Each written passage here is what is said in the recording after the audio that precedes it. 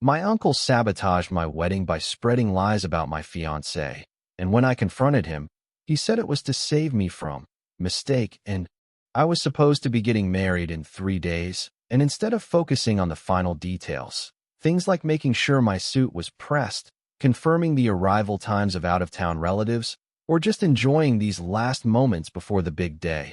I was sitting in my car, gripping my phone so hard my fingers ached, listening to my younger sister Megan tell me that half our family was convinced my fiancé had been cheating on me for months and that I was making the biggest mistake of my life by marrying her. At first, I thought she was joking, or maybe that this was some ridiculous misunderstanding that could be cleared up in a few minutes. But Megan's voice was too serious, too urgent, and when she told me it was Uncle Martin who had been spreading the rumors, something in my stomach twisted because if Martin had started this, it meant it wasn't just harmless gossip. It meant it was calculated, deliberate, and meant to cause real damage. Martin was my dad's older brother, and for as long as I could remember, he had been the one relative everyone tiptoed around, the man who always had something to say about everyone else's business, the one who still acted like he was the family patriarch even though nobody had asked him to be, the type of guy who thought his opinions were facts and who genuinely believed that because he had been married for 30 years,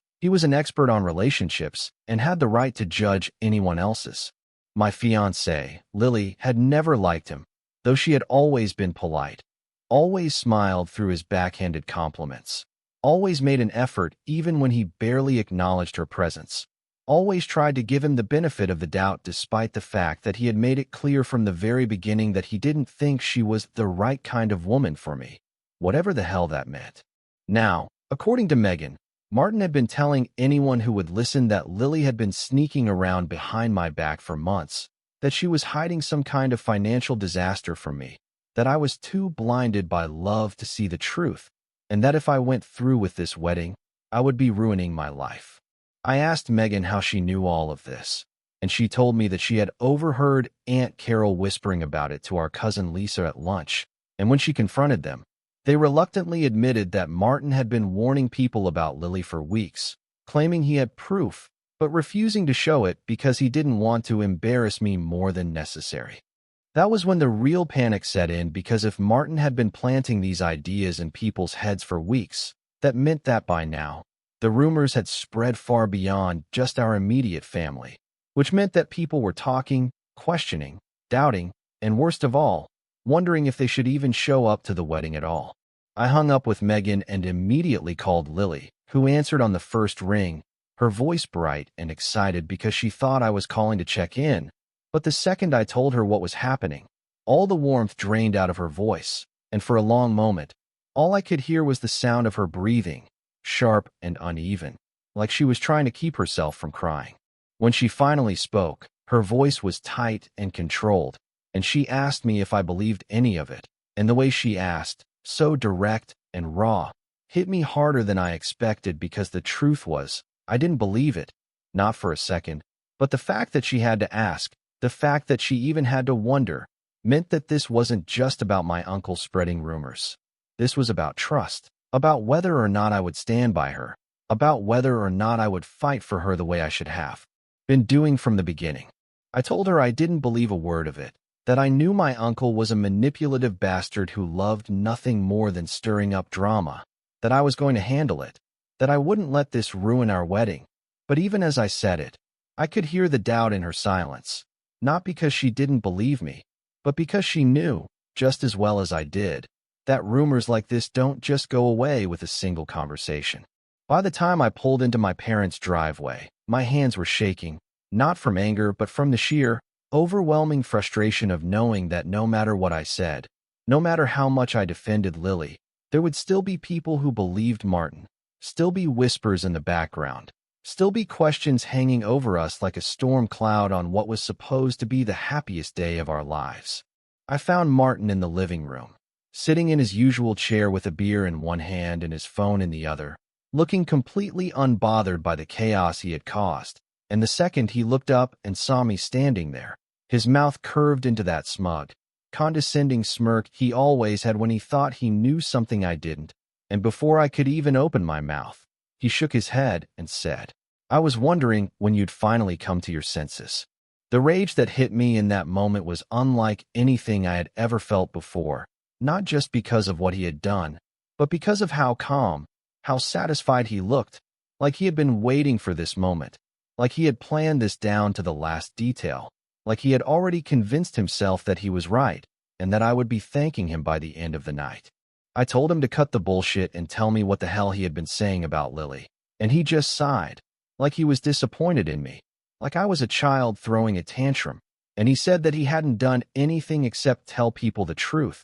that he had only wanted to protect me, that he had been trying to save me from making the biggest mistake of my life. I asked him what proof he had, what evidence he could possibly have to justify slandering my fiancée days before our wedding. And he just gave me a pitying look and said that I was too blinded by love to see the warning signs, that I would thank him one day, that deep down, I already knew he was right. I don't even remember what I said after that, only that I was yelling, that my father had to step between us before I did something I would regret, that my mother kept saying my name over and over, like that would somehow make me calm down, and that Martin, through all of it, just kept looking at me with that same smug, knowing expression, like he had already won. I barely slept that night, lying awake in bed, staring at the ceiling, my mind replaying every second of that conversation with Martin over and over again, trying to make sense of how he had managed to turn my own family against me so easily, how he had taken something as solid and unwavering as my relationship with Lily and twisted it into something fragile and uncertain in the eyes of people who should have known better. The worst part wasn't the rumors themselves, because I knew they weren't true, knew that Lily would never cheat on me, knew that whatever supposed financial disaster Martin was hinting at was either exaggerated or outright fabricated, knew that the version of her he had been painting for everyone was nothing more than a distorted caricature designed to manipulate people into questioning her character. No, the worst part was knowing that despite all of that, there were still people in my life who were willing to believe him, still people who heard his words and thought, even for a second, that maybe he had a point, still people who looked at me and saw someone who needed to be saved rather than someone who had made a choice with absolute certainty. By the time morning rolled around, I was running on nothing but adrenaline and pure, simmering rage, and I had barely finished my first cup of coffee when my phone started buzzing with texts from family members, some of them skirting around the topic awkwardly, pretending they hadn't heard anything, while others were more direct, asking if I was really sure I wanted to go through with this wedding, if I had taken the time to consider everything carefully, as if I hadn't already spent years of my life with Lily, as if I hadn't already made my decision a long time ago. The only person who didn't text me was Martin, which only confirmed what I already suspected, that he was sitting back, watching the chaos unfold exactly as he had planned, waiting for me to crumble under the weight of the doubt he had so carefully planted, waiting for me to admit that maybe he had been right all along. I didn't have time for this. Lily was supposed to be spending the morning finalizing last-minute wedding details with our planner, Olivia, and the last thing I wanted was for her to be dealing with any more stress than she already was, so I drove over to her apartment, half expecting to find her in full panic mode, only to find her sitting at the kitchen table, phone in hand, scrolling through what looked like a barrage of unread messages, her expression unreadable. For a second, I thought maybe she was furious, that she would look up at me and demand to know how I had let this happen, how I had failed to see this coming, how I had allowed someone like Martin to have this much influence over my family. But when she finally met my eyes, she didn't look angry. She just looked exhausted, like the weight of everything was finally starting to crush her, like she had spent the whole night trying to figure out how to fight back and had come up with nothing. She told me that her parents had called her first thing that morning, demanding to know what the hell was going on, asking if there was any truth to what people were saying, asking if she had been lying to them this whole time, and the fact that even they had started to waver, that even they had let the doubt creep in, had been enough to break something inside her. I told her I was going to fix this, that I wasn't going to let Martin get away with this, that I would talk to every single person he had poisoned against her and make them see the truth. But she just shook her head and said that it didn't matter anymore, because even if I managed to clear her name, Even if I got every single person in that room to apologize, even if I somehow erased every last rumor Martin had spread, there would still be that moment, that hesitation, that tiny little seed of doubt that had already taken root, and once people had let it in, there was no getting rid of it. That was when she told me she was thinking about calling off the wedding. I don't think I've ever felt panic like that before, not even when I first found out about the rumors, not even when I realized how much damage Martin had done, not even when I was standing in my parents' living room, shouting at a man who clearly believed he had already won. I told her she couldn't do that she couldn't let him take this away from us, that she couldn't let him win. But she just looked at me with this tired, resigned expression and said that it wasn't about him anymore, that she didn't want to start a marriage like this, under a cloud of suspicion, surrounded by people who had already proven they didn't trust her, who had already shown that they were willing to believe the worst of her without a second thought. I didn't know what to say to that, didn't know how to make her see that this wasn't just about the wedding anymore, that this was about us, about our future, about the fact that if we let Martin tear us apart now, there was no coming back from it. Before I could figure out what to say, my phone buzzed again, and when I saw the name on the screen, everything else faded into the background, because it wasn't another relative, wasn't another concerned friend trying to get me to see reason, wasn't someone telling me that they had heard things and just wanted to make sure I was okay. It was Jake, my best friend, my best man, the one person I knew I could trust in all of this. He told me that he had been digging around, trying to figure out where Martin was getting his information,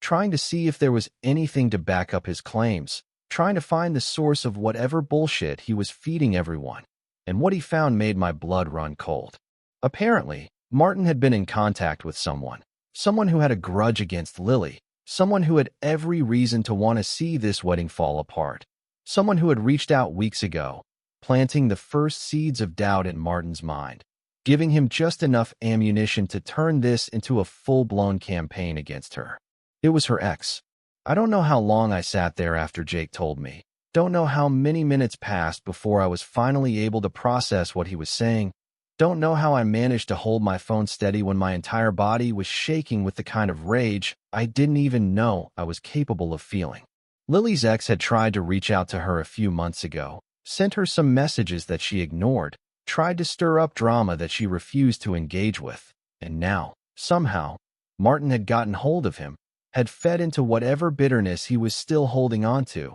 had let him pour poison directly into his ear, had turned his personal vendetta into a weapon against us. I didn't know what Martin's endgame was, didn't know if he genuinely thought he was saving me from something, or if he was just enjoying the destruction, but what I did know, with absolute certainty, was that he had crossed a line that I could never forgive him for, and I was going to make damn sure that he paid for it. I don't remember the drive to Martin's house, don't remember getting in my car, don't remember backing out of Lily's driveway, don't remember the roads I took, don't remember if there were red lights or green, don't remember anything except the feeling in my chest, this tight, burning pressure that kept building and building until I was sure I was going to explode before I even made it there. I had spent my whole life knowing Martin was the kind of person who liked to be in control, the kind of person who couldn't stand the idea of someone making a major life decision without his approval, the kind of person who thought wisdom came with age and that because he had lived longer than the rest of us, he automatically knew better. But this wasn't just control, wasn't just arrogance, wasn't just a man playing the role of family elder. This was sabotage, this was cruelty, this was a deliberate, calculated attempt to destroy something that wasn't his to destroy, and he had done it with such smug certainty, with such quiet confidence,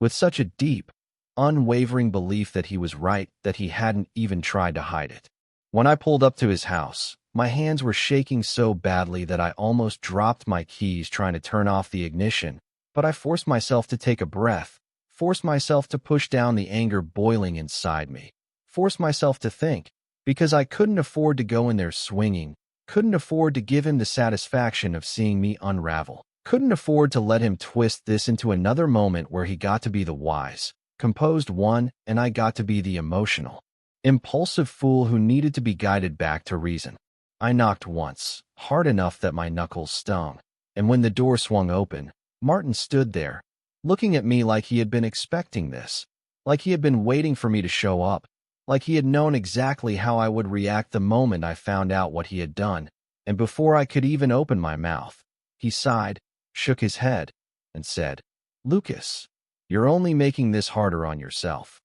I don't know how I managed to keep my voice even. Don't know how I forced my hands to stay at my sides. Don't know how I didn't just shove past him and tear his house apart looking for whatever so-called proof he thought he had. But somehow, I did. And instead of screaming, instead of letting the rage take over, I just looked him dead in the eye and said, "Tell me how long you've been talking to Lily's ex." For the first time since this whole thing started, something flickered in his expression, something quick and sharp and just barely noticeable. But it was there, and that was all I needed to see.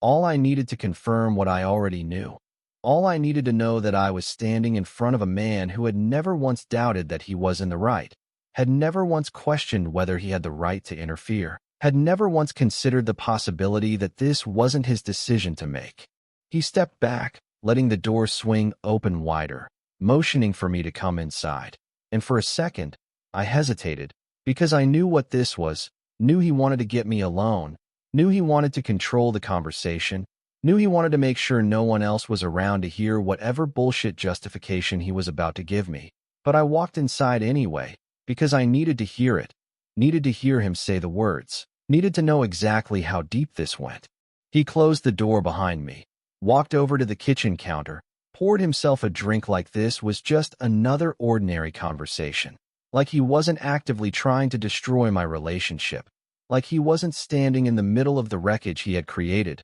And when he finally turned back to face me, his expression was calm, measured, completely devoid of guilt. "I know you're upset," he said, as if that was an understatement, as if I was just a little frustrated, as if I hadn't spent the last 24 hours watching the life I had built with Lily start to crumble because of him. "But one day, you're going to thank me for this." I didn't move, didn't blink, didn't let him see how much I wanted to grab the glass out of his hand and smash it against the wall, just to break the unbearable stillness of the moment. But I did take a slow step forward, my voice dangerously quiet as I asked him again, "How long have you been talking to her ex?"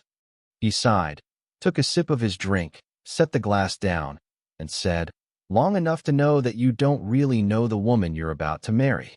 The way he said it, so matter of fact, so confident, so utterly convinced that he had uncovered some grand truth that I was too blind to see, made something snap inside me, and before I could stop myself, I was closing the distance between us, hands flat on the counter, leaning in so close that I could see the smug amusement dancing behind his eyes as he watched me struggle to keep my composure. "You went behind my back," I said, my voice shaking with the effort it took not to yell. "And you hunted down a man you knew would do anything to hurt Lily, and you gave him a direct line to my family. And then you spread his lies like they were facts, and you expect me to thank you for it?"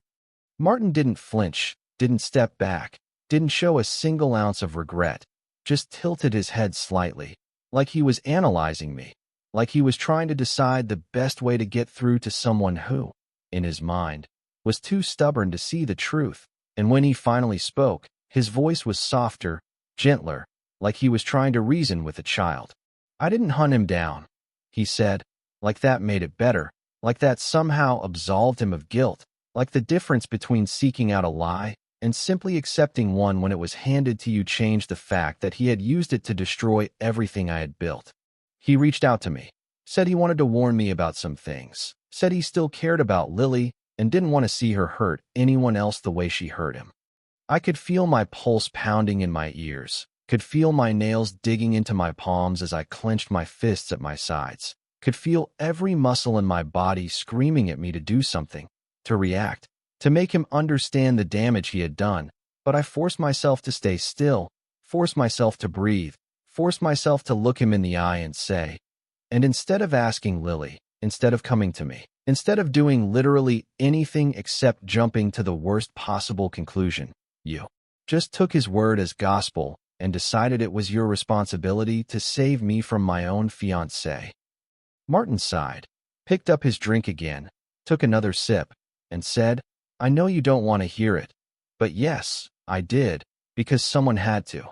That was it. That was the moment I knew there was no getting through to him. No making him see reason, no changing his mind. Because this wasn't about Lily, wasn't about the truth, wasn't about protecting me. This was about control, about power, about making sure I lived the life he thought I was supposed to live, about making sure I made the choices he thought were right, about making sure that no matter how old I got, no matter how much I built for myself, no matter how much I fought for my own independence, he would always be the one calling the shots. And I would rather burn every bridge I had left than let him win. I walked out of Martin's house feeling like I had just stepped off a battlefield, like I had spent the last hour throwing punches that never landed, like I had been screaming into a void where nothing I said actually mattered, where the outcome had already been decided long before I even knew I was supposed to be fighting for something. It wasn't just the lies, wasn't just the betrayal, wasn't just the fact that he had used Lily's ex as a weapon against me. It was the fact that he genuinely believed he was right, genuinely believed he had done something noble, genuinely believed that no matter how much destruction he left in his wake, it had all been justified because, in his mind, I wasn't capable of making my own decisions, wasn't capable of choosing the right person, wasn't capable of seeing what he saw, wasn't capable of living my own life without his guiding hand shoving me in the direction he had decided was best. I drove straight to Jake's apartment because I needed a plan, needed to figure out how to put an end to this, needed to find a way to fix the damage before it became irreversible, needed to do something other than sit in my car replaying the conversation with Martin over and over again like some kind of slow-motion train wreck. Jake opened the door before I even had a chance to knock, like he had been waiting for me, like he had known exactly what kind of state I would be in, like he had already run through every possible scenario in his head and had come up with the same conclusion I had. If I didn't do something now, if I didn't take control of this situation before it spiraled even further, Martin was going to win, and I was going to lose everything. I told him everything, told him about the conversation with Martin, told him about how he had admitted to speaking with Lily's ex, told him about the way he had looked at me, like he was so damn sure he had saved me from some tragic mistake, like he had already convinced himself that one day I would look back on this and thank him. Jake listened without interrupting, just sat there with his jaw clenched, fingers tapping against the edge of his coffee table, eyes dark with barely contained fury, and when I finally ran out of words, finally let the silence settle between us, he exhaled sharply and said, "So what's the plan?" The plan. I hadn't thought that far ahead yet, hadn't figured out the next move, hadn't decided whether I was supposed to be doing damage control or going on the offensive, hadn't decided whether this was about fixing things or about making sure Martin felt every ounce of pain he had caused, hadn't decided whether I was supposed to be trying to salvage the wedding or burn everything down and start over. Jake must have seen the hesitation on my face because he leaned forward, elbows resting on his knees, voice low and steady as he said, "We need proof. If we can prove that Martin has been lying, if we can prove that he manipulated everyone, if we can prove that this whole thing was built on nothing but his need for control, then people will turn on him. They'll see him for what he really is." Proof. I nodded slowly, brain shifting into overdrive, running through every conversation, every text message, every interaction I had witnessed, every piece of this puzzle that I hadn't put together until now. Every single moment where Martin had been laying the groundwork for this disaster without anyone realizing what he was doing. Lily's ex had reached out to Martin, had fed him whatever story he wanted to hear, had given him exactly the kind of ammunition he needed, but Martin hadn't stopped there. He had taken those lies and spread them, had whispered them into the ears of people who trusted him, had presented them as facts rather than rumors, had let them grow into something unstoppable. But he hadn't done it alone. Jake was already ahead of me, already pulling out his phone, already scrolling through messages, already narrowing in on the one name that kept coming up in every conversation, the one person who had been standing next to Martin this entire time, the one person who had been amplifying every rumor, the one person who might have been careless enough to leave a trail. Todd. Todd had been Martin's friend for as long as I could remember, had always been right there beside him, had always been the guy nodding along, agreeing with every self-righteous speech, adding his own embellishments when Martin needed backup, reinforcing whatever narrative Martin had decided to spin. And if there was anyone dumb enough to have receipts, dumb enough to leave a trail, dumb enough to put something incriminating in writing, it was Todd. Jake didn't even hesitate, just hit the call button and put the phone on speaker, and the second Todd answered, Jake launched straight into it. Voice casual, tone light, like this was just another conversation. Like he wasn't trying to squeeze information out of someone who didn't realize he was about to be caught in his own web of lies. Hey man, Jake said, leaning back like he didn't have a care in the world. So listen, Lucas is freaking out about the whole Lily situation, and I told him you might have some of the stuff Martin found. You know, just to put his mind at ease before the wedding. There was a pause, long enough that I could hear Todd's hesitation, long enough that I knew he was trying to decide how much he could say, long enough that I knew he hadn't expected this, hadn't prepared for this, hadn't thought about what would happen if someone came knocking, asking for proof. Todd finally said, his voice uncertain in a way that made my stomach tighten, made my pulse hammer, made me realize we had him right where we needed him. I don't really have, like, actual proof, man. Martin he just talked to some people, you know? Got some info from Lily's ex, heard some things from other sources, just kind of put it all together. Jake glanced at me, eyes sharp, mouth twitching into a barely there smirk, because that was all we needed to hear. That was the crack in the foundation. That was the confirmation that Martin had never had proof, had never actually uncovered anything, had never done anything except take the word of a bitter ex and turn it into something designed to tear my life apart. Gotcha, Jake said, still casual, still easygoing, still pretending like he wasn't pulling every word out of Todd like a magician pulling a rabbit out of a hat. So basically, it's just hearsay? Like, no real evidence? Just Martin taking some guy's word and running with it. Todd hesitated again. And then, like he couldn't help himself, like he needed to justify it, like he needed to explain why this wasn't as bad as it sounded, he said, I mean,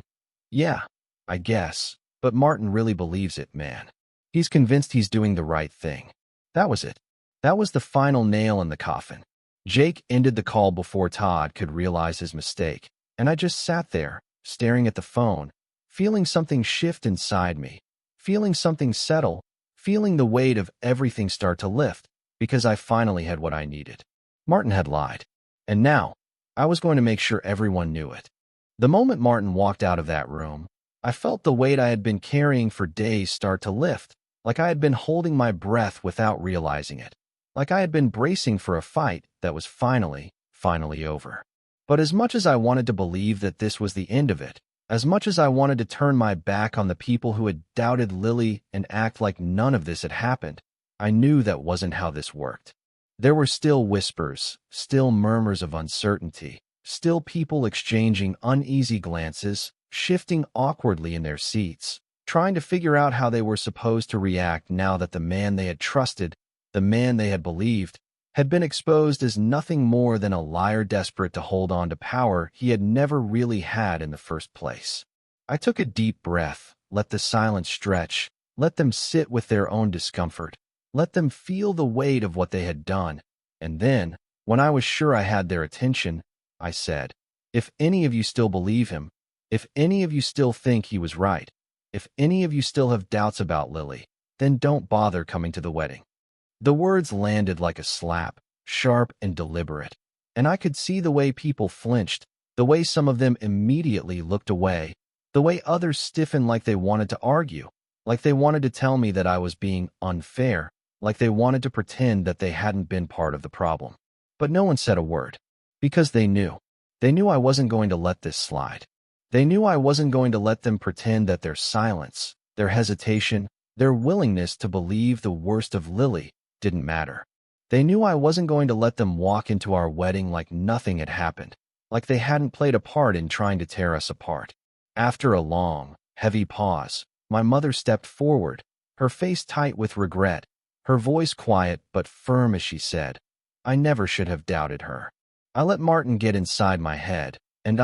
she stopped, swallowed hard, glanced at my father before looking back at me. I'm sorry, Lucas. And I need to apologize to Lily too. My father nodded, a rare show of emotion flickering across his face as he added, we should have trusted you. Both of you. Slowly, like dominoes tipping over one by one, others started to follow. Megan was the first to step closer, squeezing my shoulder as she said, I never believed him for a second, but I should have spoken up sooner. Aunt Carol, the one Megan had overheard whispering about Lily in the first place, shifted uncomfortably before sighing and shaking her head. I feel like an idiot for ever listening to him. One by one, people started murmuring their apologies, admitting they had let their own fears, their own biases, their own misplaced trust in Martin cloud their judgment. And while part of me wanted to hold on to my anger, wanted to tell them that their apologies didn't erase the damage they had done,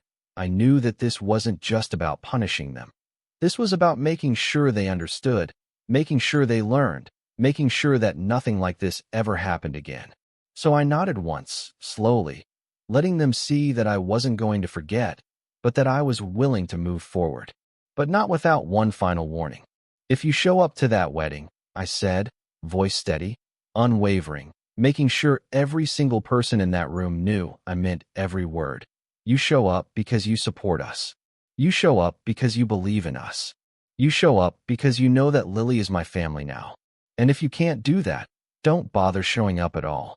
Another silence, heavy and absolute. And then, one by one, people started nodding, started murmuring agreements, started showing me, without saying it outright, that they understood, that they got it, that they knew this was the last chance they were going to get. And with that, I turned, pulled out my phone, and left the room, already dialing Lily's number, already walking toward my car, already ready to tell her that it was over, that we were still getting married, that no matter what had happened, no matter how many people had doubted her, no matter how much damage Martin had tried to do, we had won. The day of the wedding, I expected there to be tension, expected there to be a few lingering doubts, expected that some people would still be tiptoeing around, unsure of how to act, unsure of whether they had fully redeemed themselves in my eyes. But the second I saw Lily walking down the aisle, looking at me like I was the only person in the world,